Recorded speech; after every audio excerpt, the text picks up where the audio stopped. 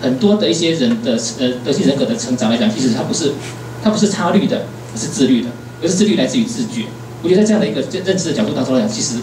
给了我很大的一个启发了啊。那其实呢，就是从这个核心出发来讲，就开始做综合的探讨。而这边呢，就像现在我还是尽可能从那个资讯当中啊，我们的生活经验当中会怎么去看面对的情况。第一个是不知是非，不知是非的人不用谈了。对，我不认为我有错，你现在怎么骂我，我根本无所谓，啊，这是不用谈了。那我们要谈的就是说，我们以犯错的人的立场来看的话，就是知道是非的情况当下要怎么办？第一个是承认错误嘛，承认就改过，很简单，这是后去处理的问题了。第二种就是不可能承认，既然不能承认来讲，当然不可能去改，因为一改就是就证明你认错了，是这样，就是硬凹。这是我们现在的台湾的公共领域当中很常看到的一个现象，对不对？什么东西都可以转，都可以凹。你可以是刚刚那个约克老师提到那种很讨厌的情况啊，硬凹啊，那种情形哈。那这边来讲的话，我觉得不肯认错的部分来讲的话，我觉得我们那个时候老师上课讲一个，这是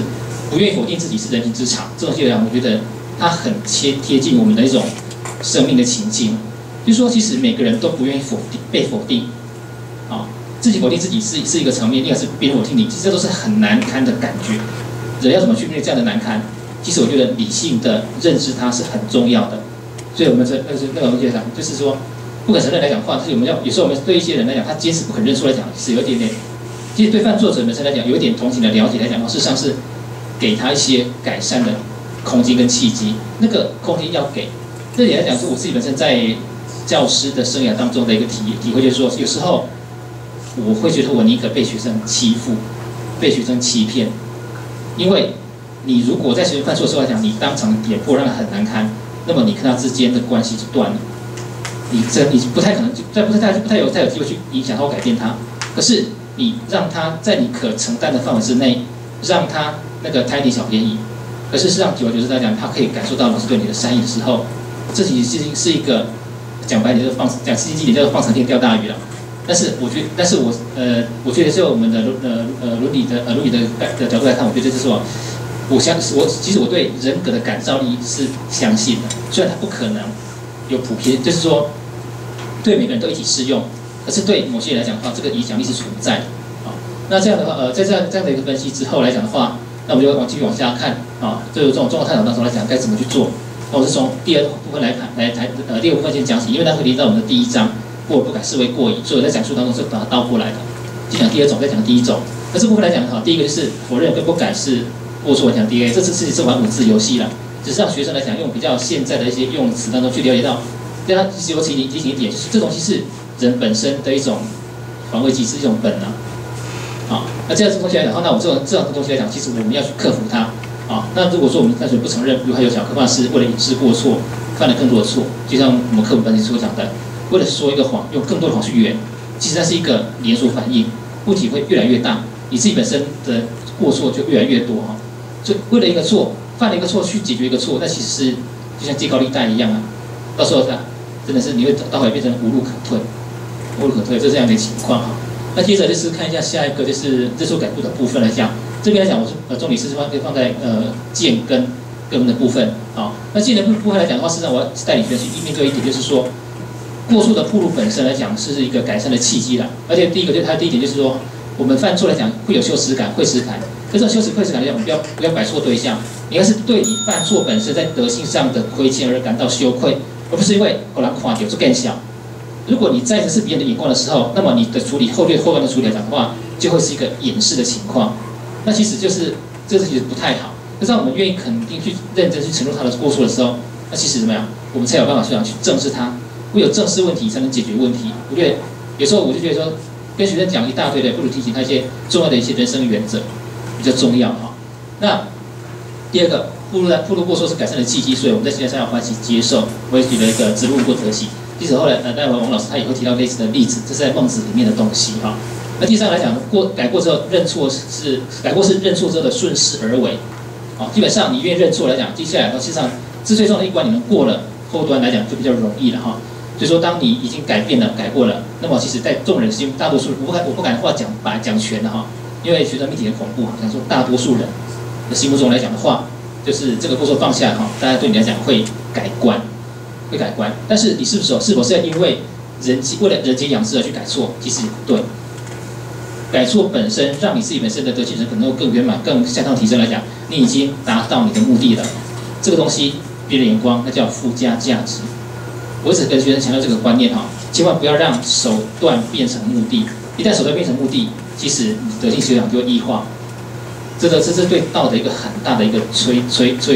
了哈。那这边来讲，第四个就是延伸思考的部分，这东西就是比较更具体的人生情境了，就是人生的无奈。我们改过未必会成功，这时候你怎么办？这是在这里个章句当中的衍生问题，已经不在这章句的那个议题范围之内了。可是这就是我们会遇到的一个情况。而这部分来讲的话，我就请学生讲说，就是第一个就是，如果你本身无法再犯，怎么办？没关系，这是一个比较乐观的态度啦。你有一个挑战的目标，不断努力，克服它。往正面角度来讲，就是说，其实你在给自己一个培养自己个人意志的一个这样的一个机会。啊，但是这个过程永远无法改的，当然还是个问题了。啊，这不会说因为你的鼓励，让这个问题本身给消失掉，这是两回事。啊，但是我觉得是让鼓励学生持续正面面对问题是很重要的东西。第二个就是，如果无法弥补的时候怎么办？我自己承担后果，这是我自己的体会的心得了。第二个亲友陪伴的部分是我把这个问题，其实我在上礼拜已经问过那个林老师了啊。那他跟我提到说，其实当一个孩子本身如果说面对一个他无法弥补的问题的时候来讲的话，其实周遭人的鼓励跟支持很重要。他提醒我这点，所以我把它重新把它列进去，直接让他走出伤痛，不要让他一个人孤零零去面对这个东西。因为对一个孩子而言来讲，这个可能是太沉重的问题啊，所以说就在这样的一个说明啊。那就是我的整个概括大概是这个样子，我过去的问题的上课大概是这样子说明。那这边来讲的话，其实我要举一个东西做例子，就是电影的材料是眼泪。啊，蔡正南所拍的这个东西来讲，可能我有没有时间放影片，但是我简单把我的读书心得跟各位讲一下，就是我是放在那个我们学校里面的那个文科的部落格里面我写了一篇这字有点小大概几个重点就是说，就是蔡正南本身他就是这个警察本身来讲，他有一个很冲突的一些表现，他既是那个他懂得刑求，会刑求别人，可是却是安养院的义工啊，办案冷酷无情。10几年都估不出来，可是对槟榔摊照顾有加，